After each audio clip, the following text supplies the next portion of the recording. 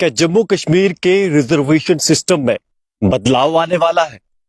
जी हां, रिजर्वेशन एक ऐसा इशू है जिसको लेकर देश भर में लगातार लंबे समय से चर्चा चल रही है।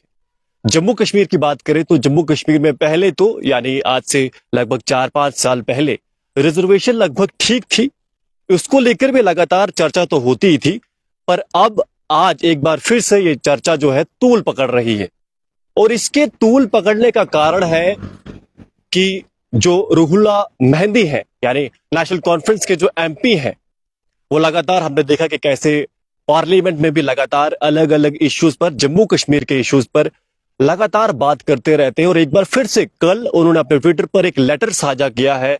उन्होंने वो लेटर जो है जम्मू कश्मीर के चीफ मिनिस्टर उमर अब्दुल्ला जी को लिखा है और उन्होंने उस लेटर में दसियों बातें की है, पर उनमें से एक बात जो है उस पर अभी हम बात करने वाले हैं और वो है रिजर्वेशन के इशू को लेकर। आगा सईद मेहंदी ने कहा है, यानी जो नेशनल कॉन्फ्रेंस के एमपी, उन्होंने कहा है कि रैशनलाइजेशन ऑफ रिजर्वेशन होनी चाहिए।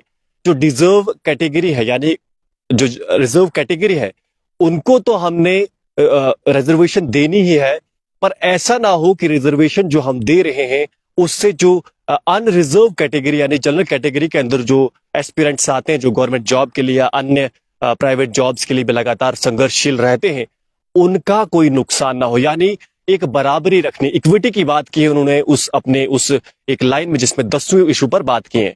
तो अपने आप में ये एक ऐसा इशू है जम्मू कश्मीर की, अगर बात करें रिजर्वेशन की, तो बहुत ज्यादा महत्वपूर्ण है। क्यों महत्वपूर्ण है, इसे एक एग्जाम्पल से समझते हैं।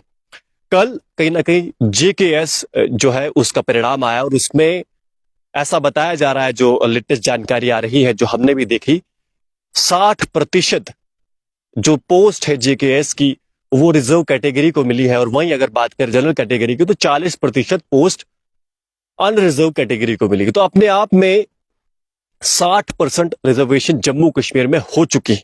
हालांकि अगर हम जनरल कैटेगरी को जो पोस्ट उसमें बटी है उसमें भी हो सकता है कि रिजर्व कैटेगरी के छात्र हो, क्योंकि कहीं ना कहीं जब आप फॉर्म भरते हैं तो जो रिजर्व कैटेगरी के अलावा जो वैकेंसीज रहती है उनमें ऐसा होता है कि उनमें भी आप अगर रिजर्व कैटेगरी से आते तो उनमें भी आप सीट निकाल सकते हैं। तो अपने आप में बहुत ज्यादा संघर्ष करना पड़ रहा है जो जनरल कैटेगरी के एस्पिरेंट्स हैं उनको।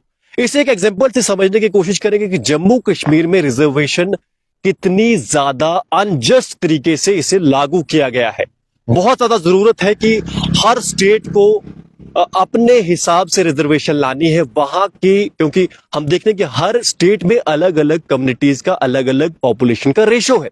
तो ऐसे में जम्मू कश्मीर में हम जब जानते हैं कि 70% जो आबादी है वो जनरल कैटेगरी की है और उनके लिए अगर पोस्ट केवल 30% कई जगहों पर और कई जगहों पर 40% है, तो अपने आप में जो जनरल कैटेगरी के लोग हैं उनके लिए कहीं ना कहीं अनजस्ट बिहेवियर है स्टेट के द्वारा। तो इसी को लेकर क्योंकि नेशनल कॉन्फ्रेंस ने पहले ही अपने मैनिफेस्टो में कहा था कि हम रिजर्वेशन पॉलिसी पर कहीं ना कहीं कुछ उसमें नई चीज करने की कोशिश करेंगे, उसको जस्ट बनाने की कोशिश करेंगे। और इसी को लेकर जो आगा सईद रुहुल्ला मेहंदी जी जो है नेशनल कॉन्फ्रेंस के एमपी, उन्होंने कल एक पत्र भी लिखा है उमर अब्दुल्ला को। पर प्रश्न यहां पर यह उठता है कि मेहंदी जी, आप स्वयं अभी सरकार में हैं, आप ओपोजिशन में नहीं है। पत्र लिखने का काम अभी अन्य दलों का है, जैसे हम बाकी जो कश्मीर सेंट्रिक पार्टीज है या फिर भाजपा की बात करें, क्योंकि हालांकि उन्होंने स्वयं रिजर्वेशन को यहां पे बढ़ाया, वो तो नहीं करेंगे। पर जो ओपोजिशन के नेता है या फिर जो इंटेलेक्चुअल जो लॉबी होती है हर स्टेट के अंदर, ये उनका काम है कि वो पत्र लिखे उमर अब्दुल्ला जी को अलग अलग समस्याओं पर और वो उन पे एक्शन लें। आप सरकार में हैं, आपको पत्र लिखना, आपने अच्छा किया, जनता के साथ अपने विचार साझा किए, पर पत्र के साथ साथ जब आप सरकार में हैं तो आपका काम अब पत्र लिखने तक सीमित नहीं है। आपको चाहिए कि आप सरकार के साथ मिलकर इस पर काम करें। जो आपने वादे किए हैं 1 लाख नौकरियों की, उसे पूरा करें 6 महीने के अंदर। और उसके साथ साथ जो रिजर्वेशन है, नौकरियां देने से पहले रिजर्वेशन पर काम करें। रिजर्वेशन पर काम करना बहुत जरूरी है। इसे एक उदाहरण से मैं आपको समझाने का प्रयास करूंगा। आप इसे ऐसे मानिए कि जम्मू कश्मीर में हम एक उदाहरण देते हैं कि 1000 लोग रहते हैं जम्मू कश्मीर में, 1000 लोग रहते हैं, ऐसा उदाहरण लेते हैं, और अब इस स्टेट में 100 वैकेंसीज निकलती हैं। अब 1000 के 1000 लोग उस फॉर्म को भर रहे हैं, फिल कर रहे हैं, पर अब आप ऐसा मानिए कि 60 या फिर कई जगहों पर 70 पोस्टें रिजर्व कैटेगरी के लोग ले लेंगे। जम्मू कश्मीर के आबादी प्रतिशत जानिए कि 70% यहां पर जनरल कैटेगरी के लोग रहते हैं और 30% यहां पर यानी रिजर्व कैटेगरी, यानी कि 1000 जनसंख्या की आबादी में 700 लोग जो है अनरिजर्व कैटेगरी के और 300 लोग जो है रिजर्व कैटेगरी को जब फॉर्म भरते हैं तो उन 300 रिजर्व कैटेगरी में से 60 या फिर 70 लोग सिलेक्ट होते हैं। आप सोचिए अपने आप में, 60 लोग तो सिलेक्ट होंगे, कई मायनों में कई जगहों पर 70 लोग भी सिलेक्ट हो सकते हैं जब हम हॉरिजॉन्टल रिजर्वेशन को भी अप्लाई करते हैं। तो यानी 300 में से 60 लोग 100 पोस्टों के लिए पहले ही सिलेक्ट हो जाते हैं, और बचे हुए जो फिर दोनों कैटेगरी के यानी अनरिजर्व और रिजर्व कैटेगरी के जो बचे हुए छात्र हैं, यानी 60 को छोड़ दे तो 940 लोग एक बार फिर से जो जनरल कैटेगरी की जो बची हुई पोस्टें हैं उनके लिए एक बार फिर से लड़ाई लड़ते हैं। तो अपने आप में सोचे कि हम ऐसे कह तो देते हैं कि जनरल कैटेगरी की पोस्ट है, पर जनरल कैटेगरी के लिए रिजर्व कैटेगरी के लोग भी फॉर्म फिल कर सकते हैं, तो वो भी उन सीटों पर सीट निकाल सकते हैं और उन सीट को फिल कर सकते हैं।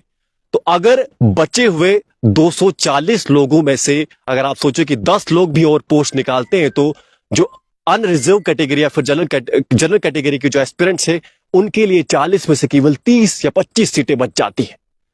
तो बहुत ज्यादा अनजस्ट है। हमें यह भी समझना होगा कि भारत सरकार या फिर जो संविधान के निर्माता थे, जब वो संविधान गढ़ रहे थे, वो लिख रहे थे, तो उनका मकसद था कि हर कम्युनिटी के लोग प्रॉपर बराबर आगे चल सके।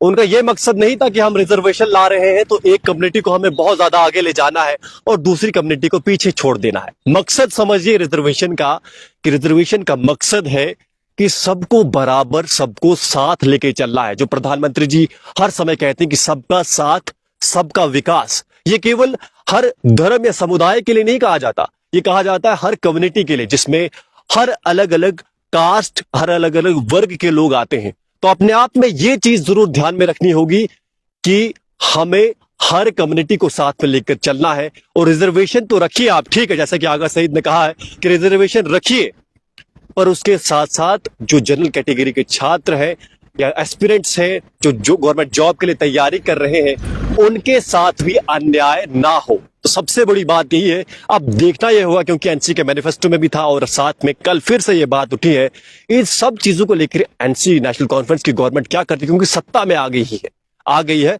तो अब क्या जो रिजर्वेशन पॉलिसी है जम्मू कश्मीर की, इसमें बदलाव आएगा या नहीं आएगा, इसको लेकर हम लगातार अपडेट आपको टाइमली देते रहेंगे। आपने अपना बहुमूल्य समय दिया, बहुत बहुत धन्यवाद।